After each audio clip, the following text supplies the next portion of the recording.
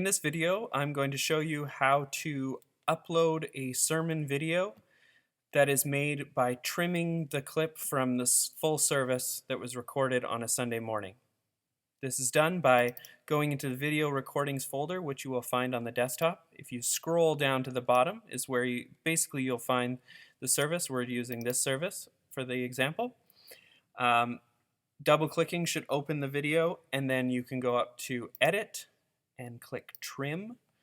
This will open this piece at the bottom that has yellow on either side.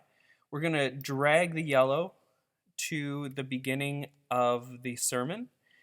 When you stop moving the mouse, it zooms in so that you can move with more precision, allowing you to zone in on exactly where the sermon video starts. Once we get to that point, we will simply let go of the mouse and it will swing back to seeing the more full view here. We're going to do the same thing on the back end, pulling that to close to the end of the sermon, holding but not moving. It'll zoom in, which will allow us to move again with some precision to about where the sermon ends.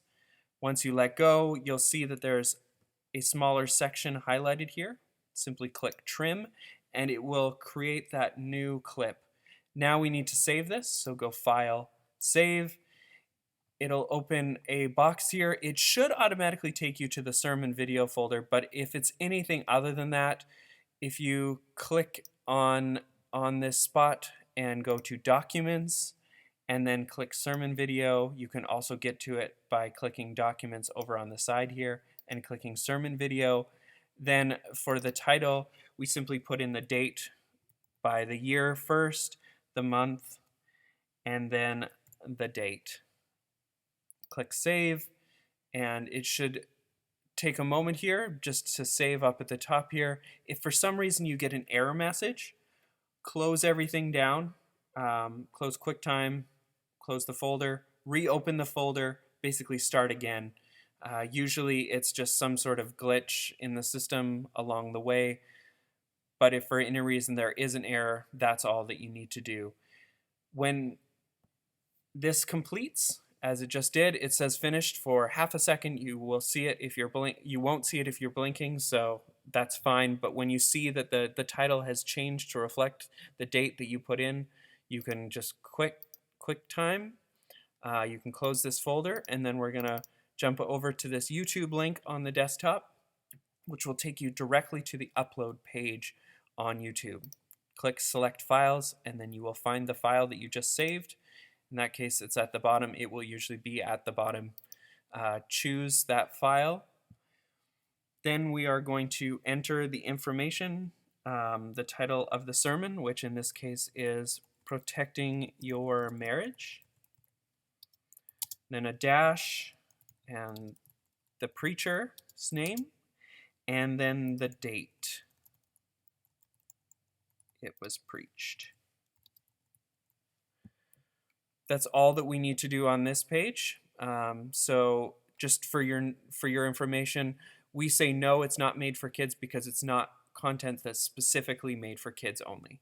So we just then click Next. On this second screen about video elements, we do not do anything there, so click Next. On this last piece about visibility, we select Public. This means that it will automatically show up in our YouTube channel as well as on our web page. So you can just click Publish. Now we have to wait for this to upload. I recommend not touching it at this point until it completes the upload. You'll notice that right now we're at 12 or 13% and that it says it's going to take about 9 minutes. Depending on the length of the sermon, this can take anywhere from 5 to 15 minutes. Through the magic of television, I have advanced this to the end of the upload time. Once this is done uploading, there will be a change on the screen here that says that it is completed uploading and that it is going to start processing the video. Once it's at the 100% uploaded and it starts saying 0% processed and it says video processing up here, you can then close this window and it will do this kind of in the background on YouTube's time. It usually is done within 5 or 15 minutes. Sometimes it seems like maybe they have a backlog and it takes longer. Once this is done, a thumbnail will be generated and a link will be ready to then send out by email. The only thing you need to do now is to close down this window and sign out of the computer.